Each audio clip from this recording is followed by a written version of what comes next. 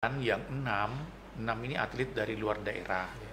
Yang mana 6 ini terbagi lagi, 4 itu atlet di luar daerah namun tidak terlibat SEA Games 2023 kemarin. Sedangkan yang 2 ini yang mengikuti SEA Games, jadi atlet nasional lah, bisa kita katakan demikian.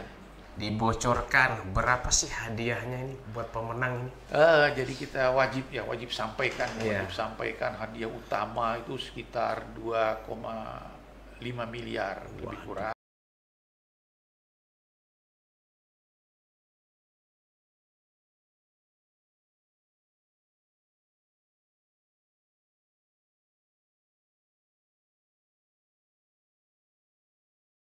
Warahmatullahi wabarakatuh. Waalaikumsalam. Selamat siang dan salam presisi. Salam presisi. Berjumpa lagi bersama saya Brigadir David Setiawan, host fenomenal Anda. Nah, berjumpa lagi dalam program podcast Presisi Polda Sulteng. Tentunya di setiap episode podcast Presisi akan memberikan tayangan yang menarik untuk Anda, pembahasan yang sangat menarik. Nah, pada hari ini kita akan membawakan tema nih, masih menyangkut tentang HUT Bayangkara ke-77. Nah, Kepolisian Republik Indonesia mengadakan suatu turnamen bola voli Kapolri Cup 2023. Tentunya Sulteng menjadi tuan rumah pada kesempatan kali ini ya. Tuan rumah pada zona 6 dari 8 zona yang sudah ditentukan. Nah, lebih lanjut supaya lebih jelasnya ya, di studio saya tidak sendiri. Saya bersama seseorang narasumber yang tidak asing, khususnya buat saya. Nah, inilah dia Bapak Kombes Pol Joko Winartono, SIK SH MH. Selamat siang Bapak. Selamat siang Mas David. Beliau ini merupakan Kabid Humas Polda Sulteng. Nah, makanya tidak asing ya. Beliau Kabid Humas Polda Sulteng dan sekaligus terlibat dalam kepanitiaan turnamen volleyball yang akan nanti dilaksanakan di Sulawesi Tengah, tepatnya di Bumi Katus ya, Bumi Katus di Palu ya, seperti itu. Nah, saya langsung saja nih Pak, Sulteng kan ditunjuk sebagai tuan rumah nih. Pada zona 6 dari 8 zona Pak ya yang sudah ditentukan. Oke. Nah, bagaimana nih persiapan Sulteng sendiri, Sulawesi Tengah sendiri dalam mempersiapkan turnamen nanti? Seperti apa? Terkait dengan kesiapan kita Mas David, terutama kita ditunjuk selaku tuan rumah untuk zona 6. Jadi sedikit perlu saya jelaskan. Jadi ada 8 zona pembagian terkait dengan Kapolri Cup. Adapun zona 1, 2, 3, 4 itu merupakan zona Indonesia Barat untuk kita, 5, 6, 7, 8 masuk di bagian timur. Jadi kesiapan kita sendiri beberapa kali kita sudah melakukan meeting, kemudian technical meeting terkait dengan tempat dan kesetiaan dari atlet kita. Jadi atlet kita sendiri sudah direkrut untuk atlet asli daerah 8 orang, kemudian yang dari luar sebanyak 6 orang Mas. Jadi 6 orang ini terdiri dari pemain nasionalnya 2, adapun yang 4 ini pemain di luar Palu namun tidak terlibat di SEA Games 2023. Demikian Mas untuk kesiapan pemain. Kemudian untuk kesiapan tempat, jadi ada beberapa titik kita siapkan untuk beberapa pemain dari luar daerah. Adapun kita sendiri base camp kita di Sultan Raja, di Villa Sultan Raja. Jadi kita siapkan di situ untuk atlet kita, sekaligus tempat latihannya di situ. Kemudian untuk tempat pertandingan kita menggunakan Gelora Bumi Kaktus. Adapun kesiapannya dari pihak panitia sudah berkoordinasi dengan pengurus gedung tersebut terkait dengan lightingnya, terkait dengan ruang gantinya, terkait dengan kamar mandinya. Jadi kesemuanya yang terkait dengan kelancaran operasional daripada pertandingan tersebut. Demikian Mas David. Iya. Jadi memang begitu banyak persiapan yang dilakukan ya. Nah, saya mengutip salah satu statement dari Pak Kapolda ini, Pak. Pak Kapolda bilang sukseskan penyelenggaraan dan sukses prestasi. Oke. Nah, ini saya mau tanyakan ini dari sejak kapan nih persiapan ini dilakukan untuk mensukseskan kegiatan ini, dari sejak kapan dan sebagaimana rumitnya tantangannya yang dia hadapi pada saat mempersiapkan hal ini. Jadi terkait dengan kesiapan kita, seperti yang saya sampaikan tadi, kita selaku tuan rumah, berarti kita mempunyai spare waktu yang banyak, kemudian kita harus mempersiapkan baik untuk tim kita sendiri maupun tim tamu kita yang nanti akan bertanding di Sulawesi Tengah. Jadi untuk kita sendiri, kita sudah memulai untuk TC itu di tanggal 27 kemarin Mas. Ini kita rencanakan sampai dengan tanggal 3, H-1 sebelum pertandingan, rencana pertandingan tanggal 4. Jadi saat ini atlet kita sudah memulai pemusatan latihan. Jadi untuk tantangan sendiri secara spesifik itu tidak ada ya, karena dari rekrutmen, kemudian dari seleksinya segala macamnya, alhamdulillah semuanya berjalan dengan lancar. Kemudian untuk tantangan ya seperti kita ketahui sendiri di tempat kita kan untuk kesiapan terkait dengan penginapan akomodasi memang agak susah. Bukan agak susah dalam artian bagaimana, karena letak penginapan, letak hotelnya ini agak lumayan jauh, dan ada beberapa hotel juga ini yang tidak dilengkapi dengan fasilitas olahraga seperti lapangan voli. Jadi kita harus mencarikan tempat-tempat untuk para pemain untuk melakukan pemusatan latihan. Jadi kita juga menyiapkannya sama, jadi kesiapan atlet kita dengan kesiapan tamu-tamu kita. Jadi tidak ada kita bedakan kalau atlet kita lebih bagus, kemudian atlet tamu tidak, jadi sama. Speknya sama, kemudian tempat berlatihnya pun sama standarnya. Demikian Mas David. Ya, begitulah tadi ya.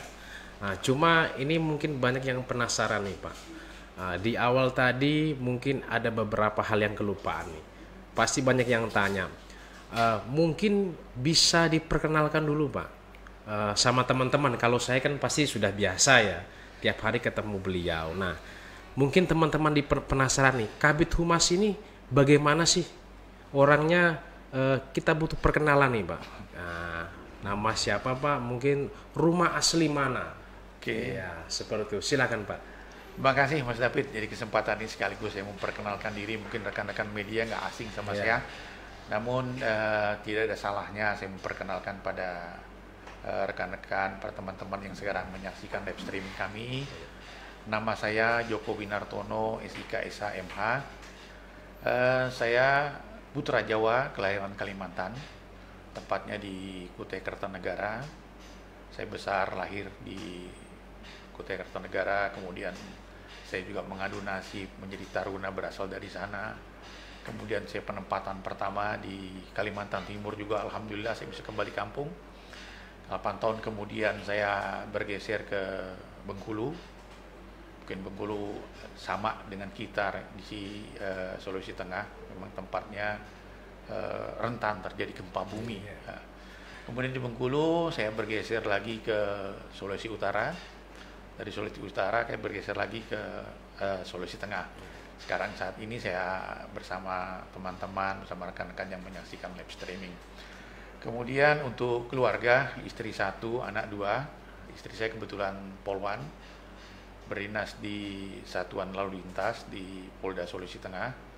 Anak saya 2, yang pertama sekolah di Bekasi, kemudian yang kedua di Megamendung di Bogor. Kemudian untuk alamat saya sendiri, saya tinggal di Perum Rinda Permai, di Jalan Rinda Permai, di depannya Undata tepatnya. Kesehariannya saya ya selaku Kabid Humas, sama Mas David, sama rekan-rekan kru yang lain, terbiasa sudah kita saling berinteraksi. Ya. Jadi pada kesempatan ini juga saya mohon dukungan daripada kawan-kawan saya, rekan-rekan saya yang menyaksikan, terkait dengan tugas saya, mungkin nanti ada informasi-informasi terkait dengan kepolisian yang rekan-rekan atau teman-teman mau sampaikan, silahkan menyampaikan kepada kami di Bithumas. Nanti kami akan menyalurkan apa yang menjadi aspirasi kawan-kawan atau rekan-rekan sekalian. Jadi kita minta ya tidak usah kita menggunakan media secara berlebihan dalam mengkritisi, dalam menilai sesuatu. Jadi lebih tepatnya kita menyalurkan atau menyampaikan langsung kepada yang berkompeten. Jadi saya menghimbau pada kawan-kawan, pada rekan-rekan sekalian, bijak dalam menggunakan media sosial. Demikian. Terima kasih Mas David. Nah, itu tadi ya perkenalan singkat ya, karena tak kenal maka tak sayang maka tak cinta. Kurang lebih begitu Pak ya. Ya. Ya, baik nih. Kita lanjut nih ya. Tadi disebutkan tadi beberapa poin ya. Nah, sekarang yang mungkin jadi pertanyaan nih Pak. Ini kan dibagi menjadi beberapa zona, 8 zona ya, 8 zona. Betul, 8 zona. Nah, dari 8 zona itu berapa tim sih yang saat ini terdaftar untuk mengikuti turnamen ini? Jadi untuk tim sendiri masing-masing zona ya ini terbagi 4 tim. Jadi secara keseluruhan itu ada 34 tim. Jadi 34 tim ini terbagi dengan 8 zona. Berarti ada yang 4 dan ada yang 5. Ya kebetulan yang di zonanya kita itu ada, tapi 4 semuanya, terkecuali di zona 8 ada 5 wilayah: Sulawesi Selatan, Sulawesi Barat, Bali, Nusa Tenggara Barat, Nusa Tenggara Timur. Yang mana masing-masing daerah ini mengirimkan 2 tim putri maupun tim putra. Yang masing-masing tim itu terdiri dari 14 pemain, kemudian didukung oleh 1 manajer, 1 pelatih, 2 asisten pelatih. Demikian Mas. Seperti itu Pak ya. Nah, ada beberapa hal menarik nih yang menarik perhatian saya, di mana dalam pertandingan ini seperti dikatakan di awal tadi melibatkan atlet-atlet liga Pak ya. Atlet liga. Nah, untuk pembagiannya sendiri bagaimana Pak? Untuk dari Polri sendiri berapa, dari liga berapa? Mungkin ada peraturannya Pak? Mungkin bisa dijelaskan? Jadi seperti saya sampaikan tadi kaitan dengan berapa pemain, tadi itu kan sudah saya sampaikan di awal bahwa 8 itu pemain asli putra-putri daerah, termasuk di dalamnya TNI Polri. Kemudian yang 6 ini atlet dari luar daerah.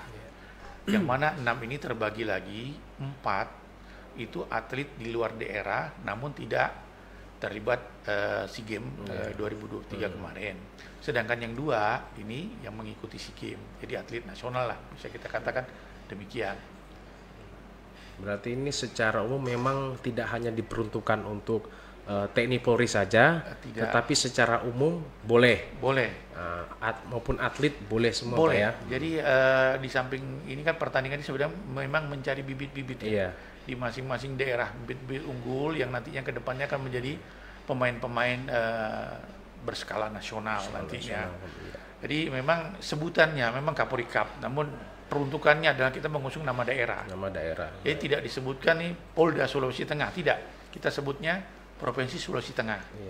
Jadi kita tidak mewakili Polda Sulawesi Tengah, namun mewakili Provinsi Sulawesi Tengah. Nah, baik. Nah, ini mungkin sebelum terlaksananya turnamen kan pasti ada proses seleksi nih Pak, dari setiap pemain. Nah, ini seleksinya itu seperti apa bagi para pemain yang ingin ikut turnamen? Jadi kemarin sebelum kita melaksanakan TC di tanggal 27 itu para ini kita boleh kita katakan ahlinya kita ini merekrut para pemain dan melakukan seleksi. Setelah melakukan seleksi yang udah menurut standar yang berlaku, SOP yang berlaku, kita dapatkan beberapa pemain, menjadi pemain yang mudah kita rekrut. Kemudian kita masukkan ke dalam pemusatan latihan di tanggal 27. Jadi ada dari beberapa daerah yang kita rekrut Jadi tidak ya, hanya dari Palu, mungkin ada dari beberapa daerah kayak Parigi, kemudian dari Banggai, dari mana. Ya, kesemuanya itu kita ramu menjadi suatu tim yang sekarang ini untuk mendapatkan keserasian dalam permainan mereka nantinya itu adalah melaksanakan pemusatan latihan. Demikian Mas David. Nah, ini yang jadi menarik buat saya juga nih Pak. Ini kan umum yang dari tim ini kan terbagi dari umum, TNI, Polri. Nah, kalau dari umum ini kan yang seperti atlet-atlet ini kan umurnya mereka kan masih umur-umur ini ya Pak ya, yang produktif, memang produktif. Okay. Nah, biasanya kan kalau yang dari TNI Polri itu kan biasanya memang pemain voli. Nah, biasanya kan mereka umur-umurnya kan biasa sudah di atas 30, sudah 28, 27 ke atas ya kan. Nah, untuk kategori umur nih, apakah diperlakukan rata atau seperti apa? Jadi kalau umur ya, kalau dalam persyaratannya itu tidak di secara detail disampaikan harus umur berapa. Namun yang dibatasi hanya penggunaan pemain luar provinsi. Ya. Jadi itu yang secara terang dinyatakan. Namun untuk umur ini tidak dibatasi. Ya. Namun kita akan menjaringnya yang umur-umur belia. Yang mana kedepannya nanti akan lebih berprestasi lagi kepada yang bersangkutan, mungkin dengan starting pointnya dia menjadi juara di Kapolri Cup, nanti akan dilirik oleh PBSI pusat untuk disiapkan untuk menjadi atlet selanjutnya, Mas. Demikian. Oke, nah itu ya penjelasan Pak Kabid Humas ya. Nah kemudian nih Pak, saya lanjut kembali. Nah untuk Sulawesi Tengah sendiri nih, khususnya saya penasaran ini, khususnya buat personil nih, ada enggak yang ikut itu Pak? Personil Polri sendiri. Jadi ada dari nama-nama yang masuk, ada personil kita, saya mohon maaf namanya saya nggak hafal, memang ada masuk anggota kita juga mendampingi untuk ikut dalam tim yang kita siapkan. So, untuk jumlahnya itu kira-kira dibatasi atau tidak Pak? Kalau misalkan personel Polri-nya itu dibatasi, TNI Polri dibatasi tidak untuk tim? Jadi kalau pembatasan tidak ada ya, makanya tadi adanya seleksi. Setelah adanya seleksi dipilih pemain-pemain. Makanya pure itu dengan standar yang sudah ada, dengan penilaian-penilaian yang sudah ditetapkan. Jadi kita tidak ada namanya dia Polri, dia TNI, kita rekrut, enggak. Jadi memang itu berdasarkan penilaian daripada para coach mana yang cocok meramu dalam suatu tim. Jadi tidak dibatasi. Kalau memang berprestasi maju, jadi kita tidak membatasi yang bersangkutan harus TNI, yang harus Polri, tidak. Jadi kita berdasarkan seleksi yang sudah ditetapkan pada saat rekrutmen. Seperti itu Pak ya. Oke. Nah kita lanjut nih Pak. Ini ada hal menarik ini. Sebagai tuan rumah sendiri nih, tadi kan sudah jelaskan bahwa para tim ini, pemain ini, peserta akan ditempatkan di beberapa tempat memang yang sudah disiapkan. Apakah ada pengawalan khusus yang diberikan kepada para peserta ini oleh Polda Sulteng sendiri sebagai daerah hukum? Polda Sulteng sendiri seperti apa?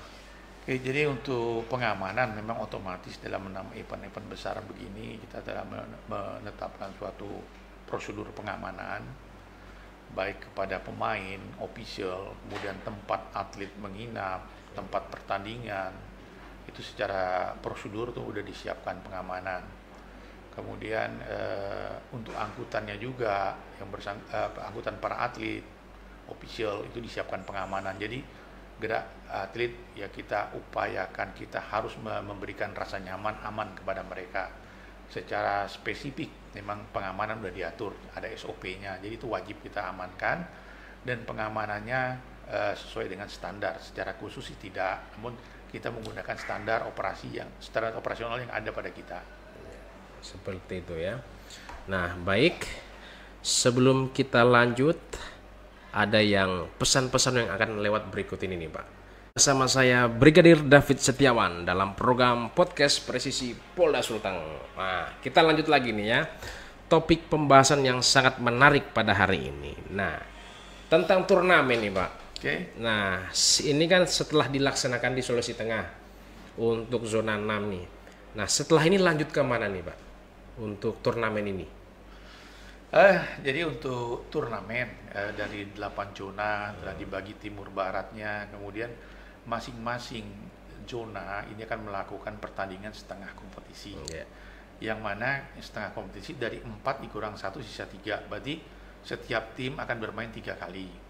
Saat bermain 3 kali akan muncul juara 1 dan juara 2. Nah ya, untuk kita yang wilayah timur ini akan nanti berlanjut di pertandingan semifinalnya di Gresik, Jawa Timur. Ya. Sementara untuk zona barat itu nanti di Jakarta. Dan dari sana nanti akan lanjut ke Pontianak. Jadi finalnya nanti di Pontianak, ya. Oke. Tentunya hal ini sangat menegangkan ya, karena ini merupakan dari berbagai penjuru di Indonesia nih yang akan bertanding ya. Nah, selanjutnya nih Pak, untuk dari segi tim yang diperkuat nih, yang oleh para pemain, apakah harapan kepada masyarakat ya, Pasigala terutamanya atau Sulawesi Tengah pada umumnya, seperti apa harapan untuk masyarakat Pasigala nih? Harapan saya, kemudian harapannya ketua panitia, harapannya kita warga Sulut, dukung tim kita untuk bisa lolos sampai dengan babak final. Rame-rame kita menyaksikan, rame-rame kita memberi support kepada tim kita yang bertanding di tanggal 4 sampai dengan tanggal 8. Mari kita saksikan, berbondong-bondong kita lihat ketangguhan tim kita yang dipersiapkan sejak tanggal 27, sehingga nanti kita bisa keluar sebagai juara zona, kemudian lanjut di Gresik. Di Gresik kita bisa lanjut lagi ke Kalimantan Barat. Demikian ya. Nah, ini kan tadi harapannya pasti ingin menang. Menang. Ketika seseorang ingin menang pasti punya target. Harus. Ya. Nah, berkaitan tentang target nih, apa ada target nih untuk tim Sulteng ya, untuk saat ini dulu Pak ya, saat ini dulu menjelang pertandingan nanti di ini Pak, awal dulu Pak. Awal. Takutnya nanti kalau kita kejauhan nanti takutnya malah nggak sampai nanti. Insya Allah sampai. Insya Allah ya, doanya Pak Kabid Tunas manjur gitu ya. Amin. Ya. Nanti untuk persiapan target tim Sulteng sendiri di Gelora Bumi Katus nanti nih, untuk targetnya seperti apa nih yang telah ditetapkan oleh tim manajer dan tim bola voli? Jadi untuk target kita target juara 1 maksimal, minimalnya kita lolos ke Gresik. Targetnya kita harus lolos ke Gresik untuk melaksanakan semifinal di sana. Jadi nggak target yang kita pasang nggak muluk-muluk. Yang penting kita harus masuk Gresik. Ya, luar biasa. Itu suatu doa harapan ya. Harapan dan harus kita realisasikan. Nah, dukung. Tentunya ketika atlet bertanding itu kan pasti banyak komponen-komponen harus mendukung nih Pak. Betul. Saya penasaran nih tentang apa saja yang diberikan kepada para atlet ini, selain misalkan tempat tinggal, mungkin dari segi konsumsi juga Pak. Apakah mereka juga diberi kebutuhan dari segi makanan, vitamin dan segala macam?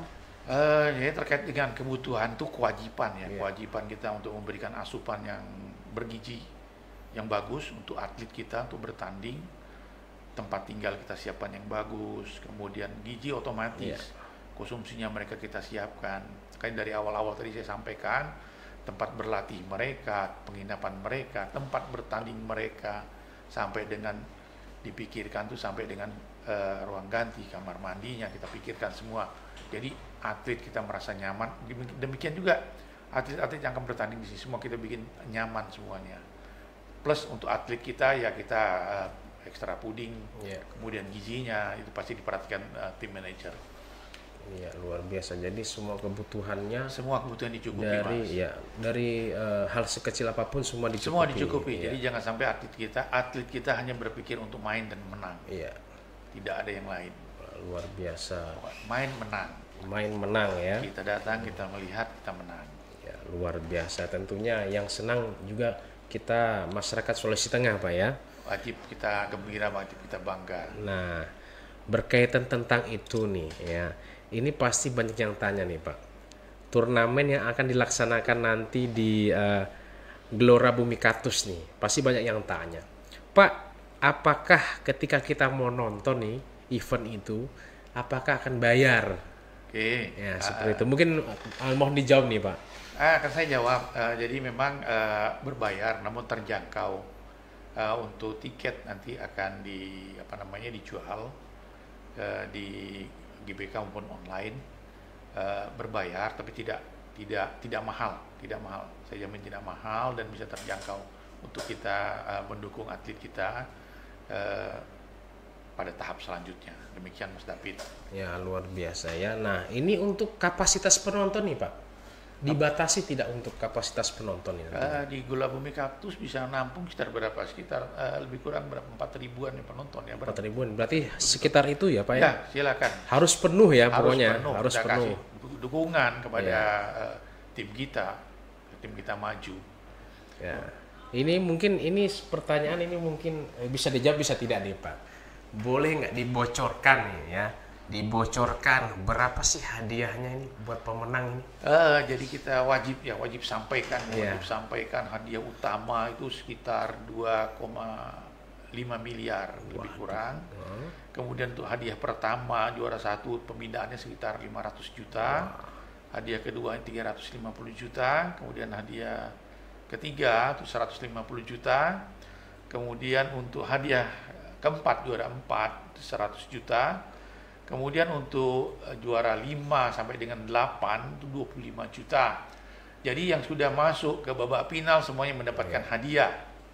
Kemudian ada beberapa kriteria lagi, pemain best player terdiri dari hadiah pembinaan pertama 20 juta, kemudian best server pembinaannya 10 juta, kemudian best spiker 10 juta, best setter pembinaannya 10 juta, base libero 10 juta dan middle blocker 10 juta juga. Jadi cukup besar hadiahnya. Ya. Jadi memang ini suatu penyemangat nih buat para peserta nih ya. Harus menang. Harus menang karena hadiah menanti seperti itu, Pak ya. Nah, oke nih. Untuk akhir nih, Pak, ini kan di mana kita akan menyambut pelaksanaan turnamen nih, Pak ya. Nah, saya mau tanyakan nih, bagaimana nih situasi Kamtibmas nih menjelang turnamen, apalagi kan sekarang tahun-tahun politik nih. Bagaimana situasi Kamtibmas Polda Sulawesi Tengah nih, Pak? Alhamdulillah sampai dengan saat ini kondisi Polda Sulawesi Tengah aman, kondusif. Gangguan Kamtibmas bisa teratasi oleh pasukan personil Polri yang terkenal di jajaran. Jadi secara spesifik, secara umum tempat kita aman, kita siap menerima tamu, siap untuk melaksanakan pertandingan, siap untuk memberangkatkan nanti tim kita ke Gresik. Demikian, Mas David. Ya, pokoknya segala sesuatu sudah dipersiapkan matang-matang, Pak ya. Nah, oke. Itulah tadi ya beberapa pertanyaan kita kepada Pak Kabid Humas Polda Sulteng ya, Bapak Kombes Pol Joko Wirnartono SIK SH MH. Nah, sekian lama kita berbincang, saya pamit undur diri. Saya Brigadir David Setiawan dan Bapak Kabid Humas Polda Sulteng mohon undur diri. Selamat siang dan salam presisi.